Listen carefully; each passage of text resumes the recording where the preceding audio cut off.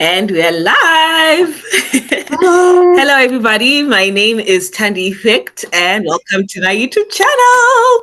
Today, we have a very special guest. He's actually my uncle, not to brag, because he's so brilliant.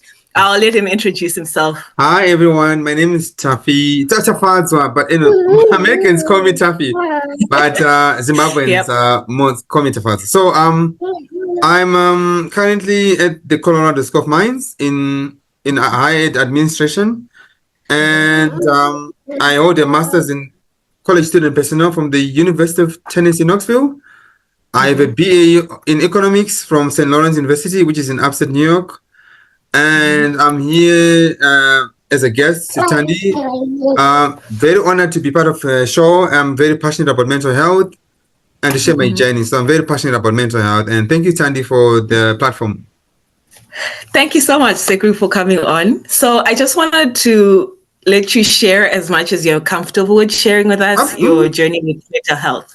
Sure, yeah. So my journey with mental health started when I lost my mother. So in A-level, I did A-levels in 2001. And during that time, my mother got sick for the whole year.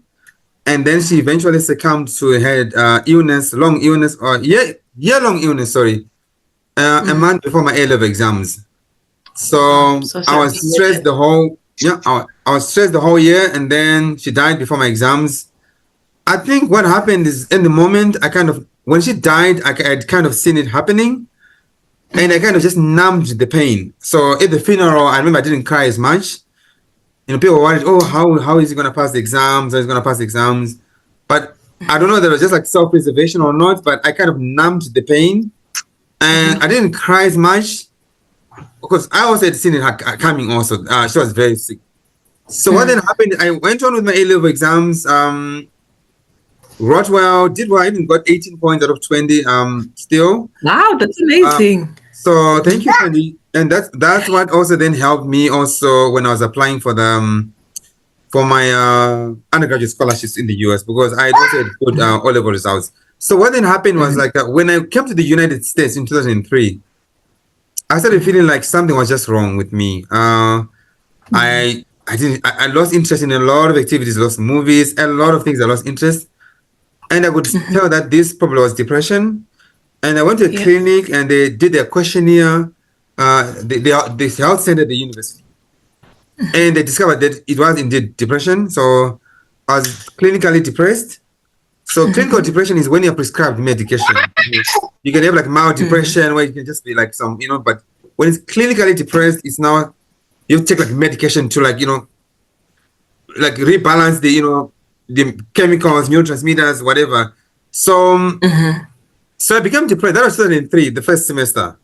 And I still studied well academically, the euphoria of coming to America. So I still did well. But then the second semester, my grades started tanking. And then what then happened then was, what then happened, fast forward, in my second year, second semester, I collapsed on campus. Oh, I no. collapsed on campus. Yeah, I was coming from the dining hall, and the next thing I remember was I was I was coming from the dining hall, and the next thing I remember is I'm in hospital. Oh, So I don't know what happened in between, but then I was told I collapsed right in front of one of our dormitories. Then campus police, ambulances were called. Then I was taken to intensive care unit, what they call ICU here in the US. So then I was resuscitated and brought to life, thank God. But what then happened was what had happened is my high blood pressure was extremely high. That's what has knocked me down. So it was fatally high. Like when it's like when people have high blood pressure, it can be extremes, it can be stroke, it can be blackout. So I blacked out. So from the experience of blacking out, I spent like maybe 3 days in hospital. Then I came back to school. I don't know what exactly the timeline, but I eventually became paranoid. I thought like, oh, maybe something's happening, or evil spirits back home. Someone's, those village people, whatever. I don't know, but I became paranoid, and I demanded going home. against the wishes of my school initially, and I ended up going to psychiatric hospital. So I spent 2 weeks in psychiatric hospital, then I went back to Zimbabwe. So that was in March 2005, and I then spent 8 months in Zimbabwe. Then I came back to school 2006 January. But when I was in Zimbabwe, I had to see a psychiatrist who prescribed medication for me, and also like help me with psychotherapy, what they call talk therapy. That's basically psychotherapy. So I had psychotherapy and medication. So that's what helped me with the depression. Okay. That time. It was a very tough time for me, because I was just coming from like average background. They're coming from the ghettos in Zimbabwe, and you come to America, think like, oh, I've made it, right? And then boom, you're back home to square one. You're not just back in Zimbabwe, but you're sick. I didn't know I would go back to Zimbabwe, to America to finish my degree. I didn't know if I stayed in Zimbabwe, what was going to be my life with. So I was very stressed also during that time. Thoughts of suicide even came. I didn't act upon them. I was afraid, but they did hover over my mind because it was very stressful. It was very stressful. So fast forward, to cut the long story short, I came back 2006 to resume my studies. I finished my degree 2008. So I ended up doing 5 years instead of 4 because I lost 8 months. And then I graduated with my degree, and then I worked in DC for 1 year, 9 months. But the organization that I worked for did not sponsor work visas for international students. So I had no choice than to go back home. So I went back home against my desires. But when I went back home, I don't know when exactly, but I relapsed again. So I relapsed in Zimbabwe, the second relapse, and I went to what they call Annex in Zimbabwe, the Annex Psychiatric Ward that's connected to, that's part of the Parinyato group of hospitals at the Annex, So I was there. It was tough. It was very, very tough. But I don't remember if I was diagnosed with anything at that time. I just wasn't aware, to be honest. So my family just had no clues. And also, one thing to mention, when I suffered depression, I confided with my family, and my family would say, Tafazo, leave this medication. Because they didn't have an awareness, right? Because they're like, depression is like a rich person's disease, depression is a white person's disease. So it was a long battle for me. Even some of my friends and the school, well, my close knit, they couldn't understand. And I don't blame them, right? Because we are not socialized to view depression as something which is like a treatable thing, So people were just like, oh, yeah. You can do you have something to? No, I'm just agreeing with what you're saying. You can interject any moment, and I can always. No, I want to hear your experiences. Yeah, so it was a long battle. So because of that, my drug adherence suffered. One day I will take my medication. Then one day I'm like, that other thought that depression is not really a disease for Africans kind of clicks in, and I would not really take my medication. So I don't want to blame anyone. I don't blame my family. Honestly, I don't blame my family. I do not blame my friends. I take responsibility, but I'm just saying this is just the environment that I was with. And if the roles were reversed and one of my friends were in my situation, I probably would have said the same thing. Because growing up, I never heard of anyone being depressed and taking medication for depression, So I didn't have an awareness. My friends didn't have awareness. My family didn't have an awareness. So after my second relapse, I recovered at home. Then 2010, I worked at Chitungwiza municipality in Chitungwiza, the head office. I worked there for 10 months, and then I went 2011. I joined Deloitte. I was now doing like articles of clerkship to try to be a chartered accountant. I was just trying to see something that can, resuscitate myself, take me places, whatever. But I did that 3 years, and everything was normal. But I wasn't taking medication. Everything seemed fine. Yeah, everything seemed fine. Fair. No one knew I had this. I never disclosed to anyone. During that time, I was never open about my mental journey. And then 2018, somewhere in the year, they told us they were not going to renew our contract. And I didn't take it so well. I got frustrated. Yeah, I got frustrated. And then December, I just quit unceremoniously. Just like, Mom, I'm quitting. And I was only left with only 4 months to finish my hours of articles. Because remember, to be a chartered accountant, you need the work experience and then the academics. So within I had done 3 years, 4 years. from January to 2011 Wow. to December 2018. 3-4 years. And I was supposed to finish my hours to be signed off by the partner at Deloitte in April 2014, but I just quit. And I remember the partner almost cried, like, you're right at the door. You know, in Shona, they would say, Tanya, I don't know if you know this Shona proverb that says, Kuputa washiga. You know, like if you're carrying a bucket of water, right? And it from the deep down well in the village there. And then it falls down when you're right. So that's it's that expression kind of like, right. That's what happened. Yeah. It's like, but it's in Shona they said, Kuputa chirongo washiga. It's like, you know, you're carrying a bucket of water, right? I've walked like 10 kilometers. That's where, you know, the well is or the bore is. Then, like, I'm 10 meters away from my kitchen. Boom, I fell down.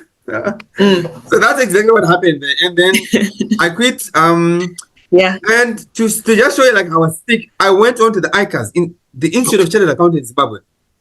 And I said, I want to cancel my contract. Wow. I canceled my contract. Chandy, no one does that. People normally leave and they just... No one does that, yes. Because, you know, because with articles, you can suspend. If you're having a heart attack, you can suspend them even up to 5 years. You know? I could have suspended them. Like, oh, you know what, maybe... If you're like, maybe I'm having a hard time. Let me go home. It's a mental health check, you know, 1 year or 2 years, then I come back. You can suspend your articles. I went to the Institute of Chartered Accountants in Zimbabwe and I cancelled my contract. I'm like, no, I'm not doing this again. I don't know what was going into my mind. To me, I was like, I'm not going back here. They were surprised. The partner was worried. He was like, oh my God. Because the institute would also be like, you know, like, what happened to this student, right? But when I left, I gave them a good recommendation. Like, no, I didn't say any bad thing against the Deloitte partnerships in Blayo. I left in good terms. But they were worried at one time, like, you have to write the reason. Like, why are you cancelling the contract?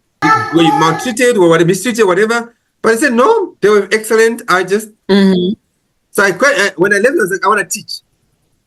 And when I went left to teach, I was frustrated because when I was looking for jobs in the government, they're like, oh, you're just a journeyman. You don't have a teaching qualification. So they were prioritizing people with, like, you know, teaching diplomas, teaching, you know, degrees. So I didn't get anything. So I relapsed again because of all that. I relapsed. The whole year, I think I was manic.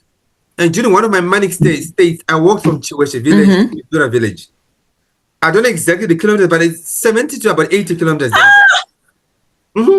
That's far. I went and I started walking during the night. Yeah, I walked. Yeah, it's 70 to 90, somewhere between that range, 70 to 90 kilometers. Yeah. So that's when I was there in my mother's, my auntie's village. I was there for a few months. Then I was taken to Harare. Then along the line, and I ended up being at Harare Psychiatric Hospital. That's when I was finally diagnosed as bipolar, 2014 November.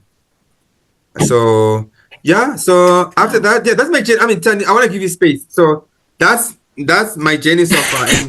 But now it's 10 years this November, and I've never relapsed ever since. Wow. I haven't relapsed ever since. The big difference, lifestyle change. That is beautiful to hear. And taking my medication religiously, taking my medication. That's so beautiful. Yeah. Yeah.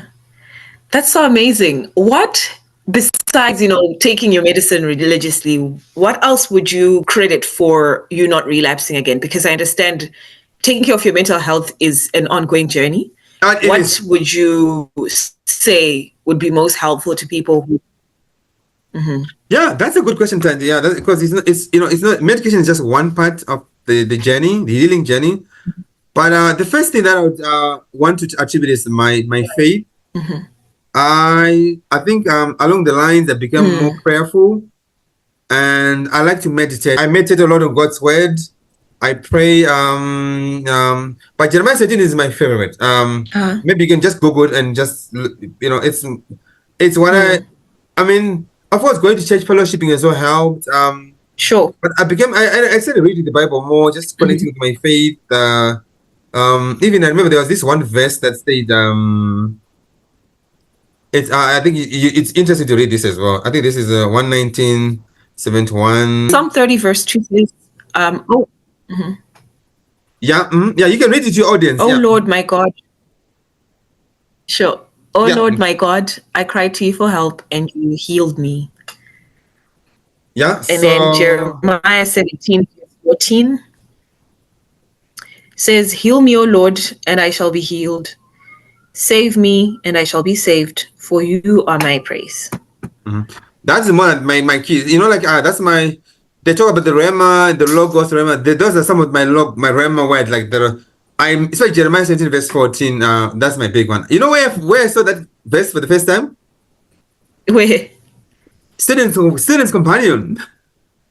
Wow, that's Yeah, beautiful. yeah. Students companion, right? This they have like 100 greatest quotations. Yeah. I'm gonna take a picture and show you. Like it says like there's a part in the middle that says 100 greatest quotations. And at a healing or something, that's where I got that first saw that verse. Beautiful. Yeah, so it just stuck to me, and it's my mantra. Can you read 119 verse 7 to 1? Sure. Let me pull it up real quick. It is good for me that I was afflicted, that I might learn your statutes. Yes. And in 119:67, before I was afflicted, I went astray, but now I keep your word. Yes, so my affliction was my mental, because like I grew up in the church, Catholic and all, but went to Salvation Army in high school, but along the line, the youth, the vanity of youth, you want want to have fun, like, oh, I want to live the American dream. I think I don't remember even going to single day church when I was in college in the US. I never really went to, it was, it was just, it's really fun, and but this basically, I mean, they spoke to me and say that at times our suffering there's a purpose in our suffering, suffering it's not always all doom and gloom. At times God put us in these situations for his divine purpose, because a lot of people were saying a lot of things chafazo akaroiwa because I gonna score, to contextualize, like I mean, like I was good, to be honest. I don't want to break, but just like the context, like at all level, for example, I had 11 A's. I'm just literally handed them back their paper. Yeah, I mean, I'm just trying to explain like why people say these things. Like at all level, for example, right? I had 11 A's out of 11. It's Mazoe Boys, and I was the best student in my central province. Wow. I was tied with another guy at Howard High, but the two of us were the best in the province. 11 A's out of 11. Then A level, still with my mother passing, I still got 18, out of 20. I was third best. That's phenomenal. I was, I think, like third best student, because the highest in my student was like 19 points. So I was still, okay, but wow. You're still pretty good. But the funny is not necessarily about like the grades, but I'm just saying people would say like Agaroiwa because how people say, or maybe some people say like he's mentally ill because he's reading too much books. He's like how people say some of those things. Or too much reading, too much, what. But I thank God that I didn't fall for those things. And other people would say, because I grew up on my mom's side of the family, like in a split household, some people say, oh, mommy, it's evil spirits from the father's clan, and so like the people would say those things, and relatives, well-meaning, they would take me to the prophets and to all these things, and you hear all sorts of these things. But I just thank God that for me, I didn't take it, because after Harare Hospital, that to me became the genesis of my true healing. I mean, healing has always been a journey. Even when I first relapsed, that psychiatrist who saw me helped me so much. I have so much praise for that psychiatrist. I mean, I would have mentioned her name, but I know she prefers to remain anonymous, so I'm not going to mention her name. But she was so helpful. She saw me for free. Imagine a specialist psychiatrist. Wow. She's a specialist. Yes. 8 months, and she didn't charge me a single cent. Wow, that's amazing.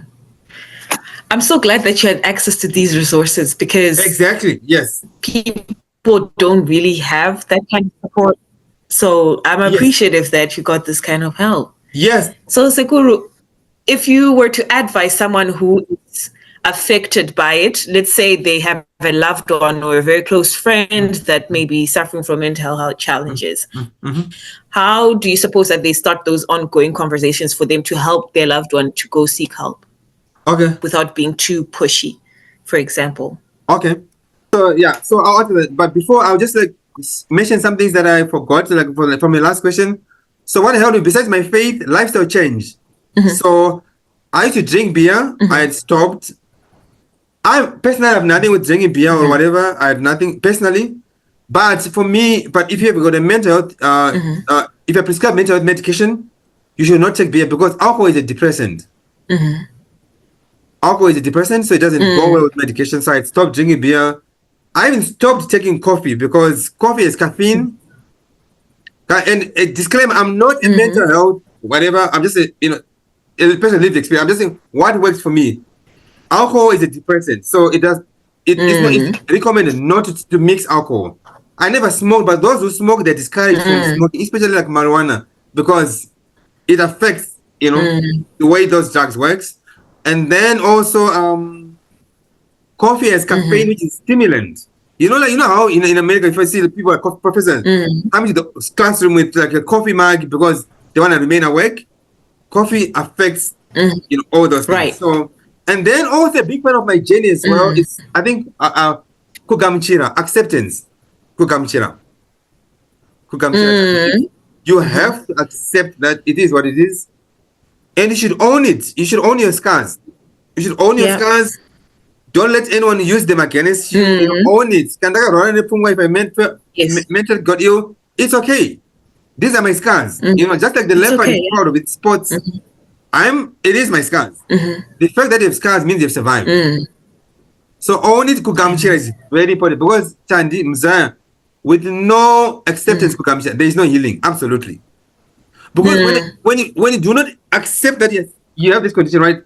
Just tete wangu banga wakanti roya like all this, and there's always a reason. Our culture, we can always justify. Sorry. Yeah. We can always justify anything in our culture. So kugamchira, healing, and taking responsibility, really, because you have to be responsible. Yeah. It has to come to a point where you cannot be forced to take your medications. You have to own it. Right. Anyway, that's so right. Those are some, and then for me, the lastly, charity. I give a lot. So I believe charity is part of, and this is the verse that inspires me. Proverbs 11, verse 25. To your next question, whilst you're looking it up, if someone has got a family member who has a mental challenge, it's a very tricky challenge because most of them are not people who are mentally with mental condition, mentally ill. One, the time they don't recognize that they are sick, and two, they're resistant to help. I also want resistant. So I think it needs diplomacy. Just like one, you should not accuse someone. You should not be accusatory. You need to approach them with love. Yes. Diplomacy, sincerity, and kindness. Being kind. And patience as well. It needs patience. Then, I think if you're a person of faith, pray about it. Like, God, help me to approach this situation. What should I do? But it's not easy, because I don't want to lie to you. When I went to hospital, all the time, for me, it was involuntary. It was by force. It was by force. Yeah. So it doesn't have to be that way. It doesn't have to be that way. But, diplomacy, seeking God's insight, God put the words in my mouth to speak to my child. God put the words in my mouth to speak to my sister, to my brother. But patience is kindness, just love. Approach with love and patience. And no name calling, avoid name calling. Unopenga, those the language, The language, yes. Mind the language, yes. Mind the language. Yeah. Did I answer your question? That's so beautiful. Yes, you did. That was phenomenal. It actually was an answer that went beyond what I was expecting. So thank you so much for sharing. So I just wanted to ask, what advice would you give someone who may be going through any kind of mental health challenges, maybe depression, anxiety, or anything? What would you advise to somebody who may be struggling? I think the first thing that I can say without reservation is healing is possible, but it starts with getting help. Healing is possible, but it starts with getting help. Or healing is possible and it starts with getting help. No matter whatever you use, but healing is possible. Like look at me. I've been in hospital 3 times. what people joke about in Zimbabwe, like, oh, Mm. annex, people make those, psychiatric jokes, like, I also grew up making those jokes at times, Mm. as young kids, right?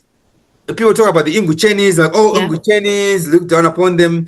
Oh, could go, and I said, Mm. go, Annex is Yeah. very famous. Oh, even, in my Zoe Boys Highway I went to, Mm-hmm. with a hostel, Yeah. which was for the troublemakers. It was called Annex. Mm. Imagine. Because of Mm. that Annex thing, That's unfortunate. At that time I didn't know. I didn't know at the time Yeah. that, but it was called Annex. Mm. But healing is possible. Wow. Healing is possible. Most Mm. people, most people you see on those streets and the Messiah, they were one person away from getting Mm. help. One hospital away from getting help. All those people that is still walking those streets, in rags, in filthy clothes, in whatever it is, eating from the bins, Mm. healing was possible and help was possible. I consider myself very fortunate. That's why I'm into this mental health advocacy, because I got help at the right time. There's nothing, Messiah, special about me. Absolutely nothing special about me. Yeah. I will not say that I'm the most prayerful. No, wait, no. There are more people who are even more prayerful than me, holier than me, who are sicker, who are having more of these challenges. I got help, and it's grace. If you're a person of faith, I don't believe there is grace. Because I've done all sorts of things that you could think of, bad things, I could not name it maybe for the audience, right? But I'm just like, I'm not holier than I'm not holier than, Yeah. So there's nothing special about me, even academics wise, there's nothing special about my academics, nothing special about it. God gave me a talent, I went to good schools, whatever, but there's nothing special about me. Nothing. I'm just an ordinary person. But one thing that I also want to say is mental illness don't discriminate. Anyone can get mentally ill. Whether they're rich, poor, woman, man, anyone, child, even children. But the best thing what I can advise is, if you're going through this, seek help, and also accept what it is. Accept that it's okay to get sick. It's okay. I know some people in some faith communities, they'll say, oh, people don't get sick, if you're a believer, don't get sick. But that's not true. Remember, Paul, if you read Paul in Corinthians, he talks about the thorn in the flesh. Do you remember that verse? Thorn in the flesh. Do you remember, Tanya? Do you remember that? Yes. Like Paul says, 3 times I begged God. Yes, I do. God says, no, my grace is sufficient for you. But Paul was performing miracles. But he had the thorn in the flesh, which was like some ailment. So you can pray and the time it doesn't get out, but it can manage. So yes, so healing can be possible, right? It can be possible, right? But I'm just saying, like, for some of these conditions, it might be a lifetime of taking medications, and you have to accept it. Just like a diabetic taking insulin. Like when I started taking my medication, I confided to an American professor. You know what she said? Tafazwa, take your bipolar medication the same way a diabetic takes insulin, which is powerful, right? The same way a diabetic takes insulin. Same way you should take your diabetic. Same way someone with they depend on it. Someone with HIV taking their ARVs. It's okay. Right. Or someone under BP, someone with BP taking their high blood pressure medication. It's okay. So you can live with these conditions. You can live with these conditions. There's hope. Where there's life, there's always hope. Healing is possible. And healing is not like an overnight. Amen. It's a continual journey. It's not an overnight. It's not a magic wand. You go to this prophet, or I don't want to blame or name call anyone, but I'm saying, like, it's a process. It's a marathon. It's a journey. But it's possible. With God, nothing is impossible. Right. Amen. Thank you so much. This conversation was so healing for me. I also want to go into cognitive behavioral psychology. I think you're making excellent cognitive therapist or scientist or whatever. Yeah, go for it. Go for it. Counselor education, you can do it. Thank you. You're good with your personality, your media presence, or you're good with people, and you're personable. I think you do well. And if you have a lot of life experiences, thank you, Seku. that are part of your journey that you can, Absolutely. Thank you for inviting me. Absolutely. I'll talk more about it offline with you. Thank you so much for coming on the channel, Sekuru, and for taking the time to Yeah, talk thank to you for us and inviting me. share Thank you for inviting me. experiences. Thank you for inviting me, Sure. Thank you so much. Thank you for doing this. Thank you I appreciate for it. for being an advocate of mental health. Thank you, Tandy. Thank you so much. We love you, Mzaya. You're special. Absolutely. Love you too. Love you Oh, too. gonna make me cry. Love you, So Sakura. Have a good night.